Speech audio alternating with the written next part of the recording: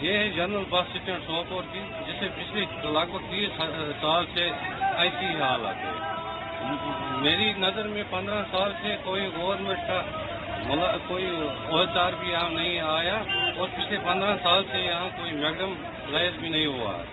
جو اس وقت سوپور کٹے کی حالت ہے آپ تو یہ آپ کے سامنے ہے۔ اور جب ہم حکام کے پاس گئے بار بار تو ہم نے خاص کر جو جنرل بس اسٹینڈ کی طرف ان کی توجہ دلائی، تو ہمیں لگا کہ سوپور کو ہر انداز سے نظر انداز کیا جا رہا ہے۔ یہ تو بہت ہے، یہاں جو کوڑا کرکٹ سوپور میں جمع ہوتا ہے محلوں سے، وہ سب یہ جنرل بس اسٹینڈ میں لاتے ہیں۔ یہ ہے کہ جو یہ ہمارا بس اسٹینڈ ہے تو یہ آہستہ آہستہ چھوٹا ہو رہا ہے، تو ہم ان کو بولتے ہیں کہ ہمارا بس اسٹینڈ وہاں ماڈل ٹاؤن میں جو آج انہوں نے زمین کی ہے 72 کنال، تو اس میں شفٹ کی جائے۔